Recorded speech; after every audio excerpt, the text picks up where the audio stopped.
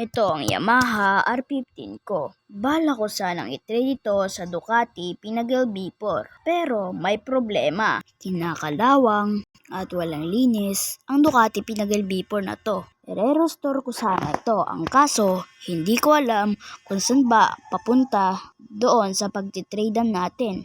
Kaya samahan niyo ang dulo para i-trade ito. So let's go! So yun, are we here guys? And may bago na naman tayong mission, which is i-trade natin tong Yamaha R15 natin. May problema talaga tayo guys. Hindi ko talaga alam kung saan yung location nun. Lilibutin na lang natin to boys para makita natin kung saan ba yun. So let's go! Ang mahirap dito guys, hindi ko alam kung saan yun. Guys, talagang pinakamahirap boys, hindi natin alam kung saan yun. Ay, wait lang, parang may nakalimutan kayo guys eh. Mas mabuti pa siguro mag-like and subscribe muna kayo para makita talaga natin kung saan ba yun. At kung saan yun, at kung saan yung location na yun. So, mag-subscribe na kayo para makita natin to para hindi na tayo naghihirap. Subscribe na. Ay, subscribe na kayo ha. Baka naman kasi di pa kayo subscribe kaya di natin nakikita yun. Tsaka di natin alam. Sige na nga. Papatuloy ko na nga to para kasi nag-subscribe na kayo. So, let's go. Pupunta muna tayo doon sa off-road. Titignan natin kung doon ba talaga yun.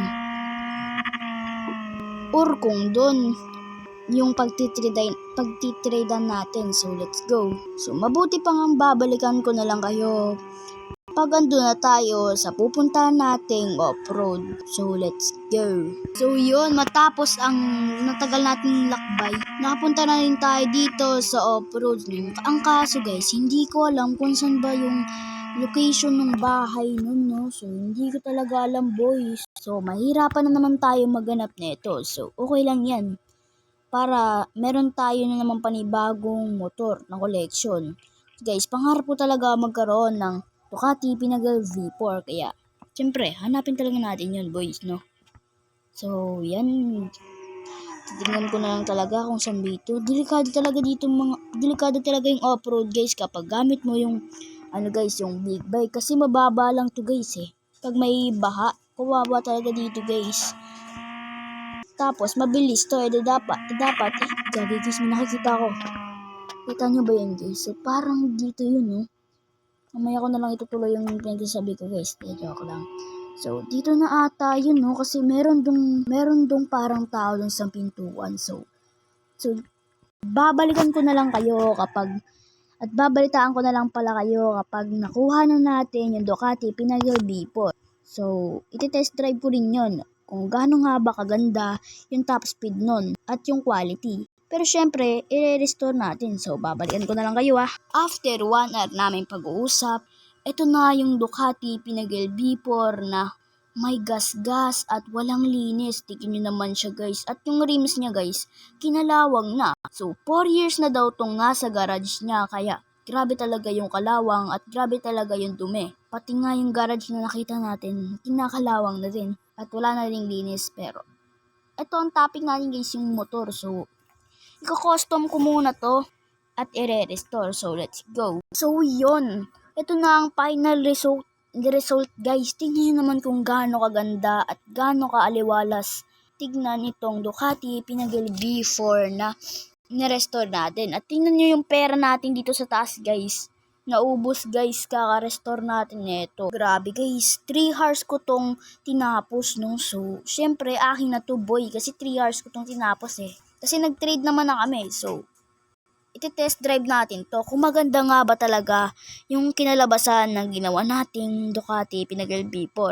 Or kung palpak tayo. So, una muna natin ginagawa dyan is yung tunog neto guys. Yung iti-check natin yung tunog kung maganda ba or pangit. So, let's go.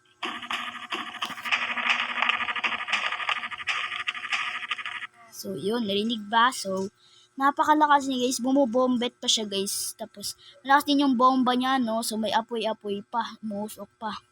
So, ito talaga yung, dito guys, special, yung top speed. So, titignan natin kung gaano nga ba talaga kalakas yung top speed na ito. So, let's go.